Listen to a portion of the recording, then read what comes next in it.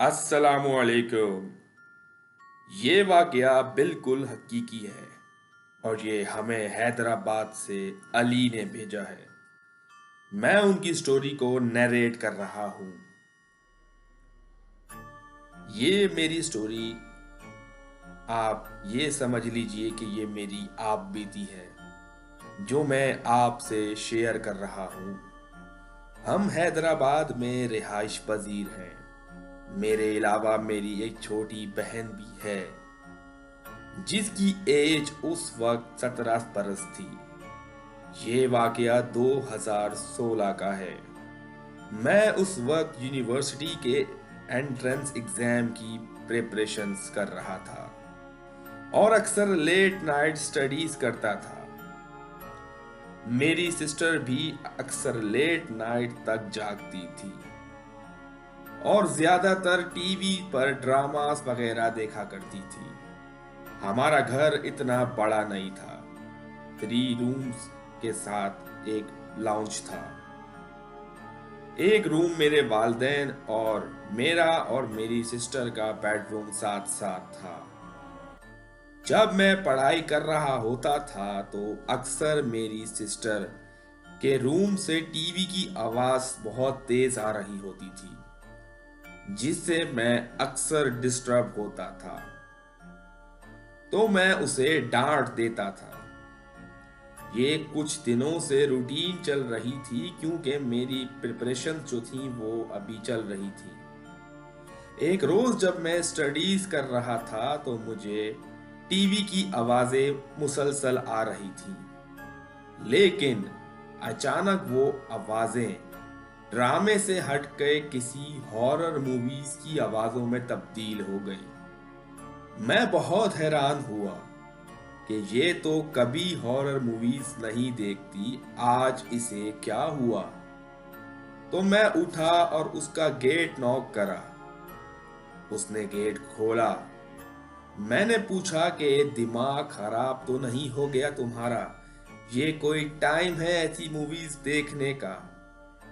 تو اس نے کہا یار کوئی اچھا ڈرامہ نہیں آ رہا تو میں نے موویز لگا دی۔ خیر، میں نے کہا کہ والیوم تھوڑا کم رکھو، میں پڑھ رہا ہوں۔ اس نے ٹی وی کا والیوم کم کر دیا۔ خیر، وہ رات گزر گئی۔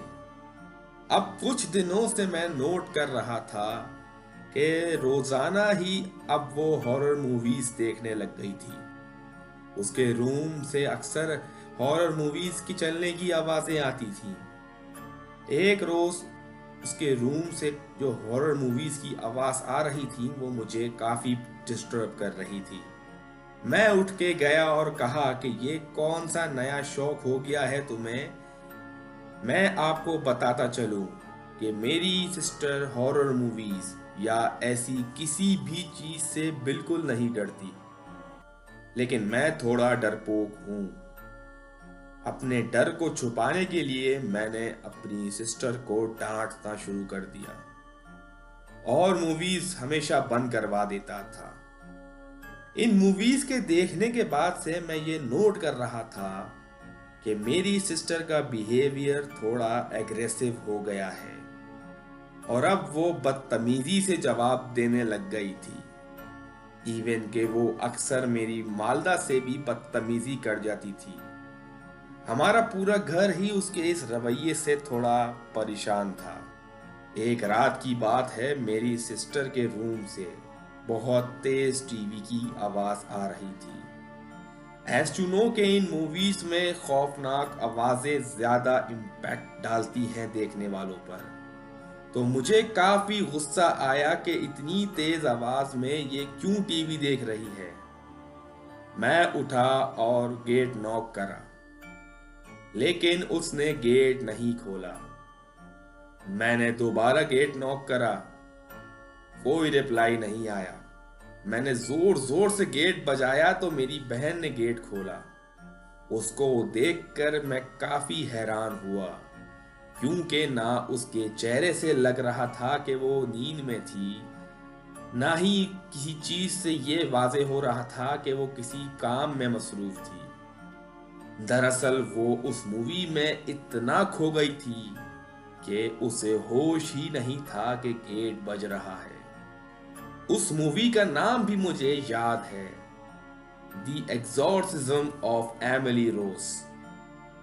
یہ بہت ہی ہارر مووی ہے، اور میں نے جہاں تک اس کے بارے میں اسٹڈی کری ہے، یہ ایک کرس مووی ہے۔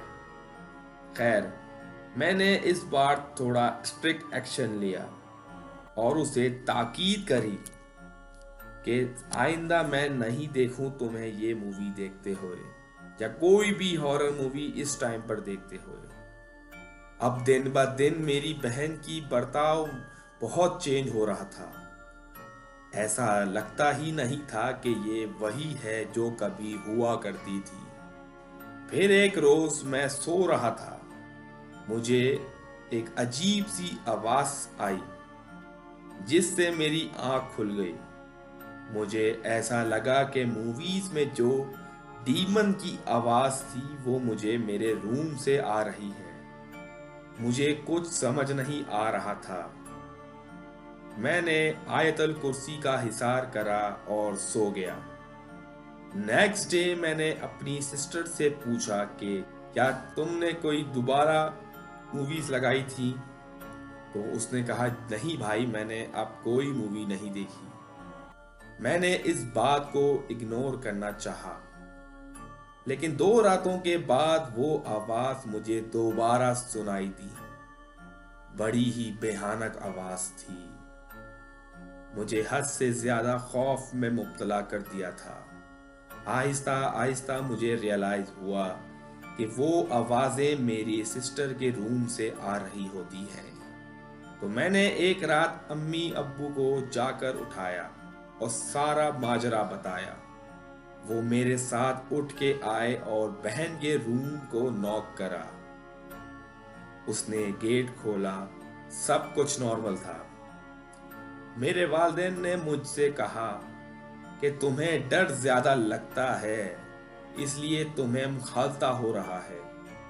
اب مجھے بھی یہی لگنے لگا تھا کہ یہ میرا وہم ہے، کہ کہیں وہ آوازیں جو میں ٹی وی میں سنتا ہوں میرے دماغ پر حاوی تو نہیں ہو گئیں۔ لیکن اگلے دن جب صبح میری آنکھ کھلی تو مجھے میری بیک پر بہت پین ہو رہا تھا۔ میں نے اپنی شرٹ اتاری تو میری بیک پر ناخون کے نشان تھے، جیسے کسی نے میری بیک پر نوچا ہو۔ میں نے وہ نشان اپنے امی ابو کو بھی دکھائے۔ وہ بھی حیران ہو گئے کہ یہ کیا ہوا ہے تمہارے ساتھ۔ اب میری بہن کی بھی طبیعت ناساز رہنے لگی تھی۔ وہ دن بہ دن ویک ہوتی جا رہی تھی۔ ہم سب کافی پریشان تھے اس کے لیے، اور میرے فادر نے بھی اس کے کچھ ٹیسٹ کروائے، لیکن تمام ٹیسٹ کی رپورٹس بالکل نارمل تھی۔ پھر بھی وہ ٹھیک نہیں ہو رہی تھی۔ میرے چاچا نے میرے والد صاحب کو مشورہ دیا کہ اسے کسی روحانی بندے کو دکھاؤ، اس کے معاملات کچھ صحیح نہیں لگ رہے۔ میرے ابو نے ایسا ہی کرا اور وہ میری سسٹر کو لے کر ایک روحانی پیشوا کے پاس گئے۔ انہوں نے اس کو بٹھا کر سرانے کچھ پڑھائی کری اور پھر میرے ابو سے کہا کہ تمہارے گھر میں کسی ایک کونے پر کوئی ناپاک چیز کا بسیرا ہو گیا ہے جو تمہاری بیٹی پر حاوی ہونے کی کوشش کر رہے ہیں۔ سب سے انوکھی بات انہوں نے یہ بتائی کہ وہ چیز تمہارے گھر میں آئی ہے، وہاں پہ پہلے سے موجود نہیں تھی۔ ایک طریقے سے وہ یہ کہنا چاہ رہے تھے کہ اس چیز کو گھر کی طرف مدعو کیا گیا ہے۔ ہم نے ان کو کہا کہ ہم نے تو ایسا کچھ نہیں کرا اور نہ ہی ہمارے بچوں کو کوئی دلچسپی ہے۔ تب میں نے اپنے ابو کو بتایا کہ کچھ دنوں سے میری سسٹر ہارر موویز بہت دیکھ رہی تھی۔ میں نے اکثر اسے منع بھی کرا تھا، لیکن وہ سنتی نہیں تھی۔ تب جا کر ان صاحب کو پوری بات سمجھ میں آئی۔ کہ اصل وجہ یہی ہے، اور انہوں نے کہا کہ زیادہ ان چیزوں میں دلچسپی لینے سے یہ چیزیں بھی آپ میں دلچسپی لینے لگتی ہیں۔ پھر میری بہن کا روحانی علاج شروع کرا گیا، کافی مرتبہ دم ضرور کرا گیا۔ پھر وہ ہمارے گھر پہ بھی آئے اور کافی پڑھائی کری۔ انہوں نے کچھ پڑا ہوا پانی بھی ہم کو دیا کہ گھر کی دیواروں پر چھڑکو۔ ہم نے ایسا ہی کرا۔ کچھ دنوں کی مسلسل جد و جہد کے بعد اب میری بہن کی حالت کچھ بہتر ہونے لگی۔ اب وہ کچھ حد تک پہلے کی طرح بیہیو کرنے لگی تھی۔ ایک روز وہ روحانی پیشوا ہمارے گھر آئے اور میرے والد سے کہا کہ اب آپ نے اپنی بیٹی پر بہت دھیان دینا ہے، اس کو اکیلے نہیں چھوڑنا، اور نہ ہی آپ نے اس کو دوبارہ اس طرح کی فلموں کو دیکھنے کی اجازت دینی ہے، کیونکہ ان چیزوں کے کانٹیکٹ میں آنے کے بعد آپ کی بیٹی نے بہت مشکل سے اوورکم کرا ہے۔ اس میں اللہ کا بہت ہی کرم ہوا ہے، لیکن میں آپ کو اس بات سے آگاہ کرتا چلوں کہ دوبارہ اگر اس کو یہ مسئلہ پیش آیا تو یہ کافی مشکل ہو سکتی ہے آپ کی بیٹی کے لیے۔ تو یہ تھی آج کی سٹوری، امید ہے آپ کو پسند آئی ہوگی۔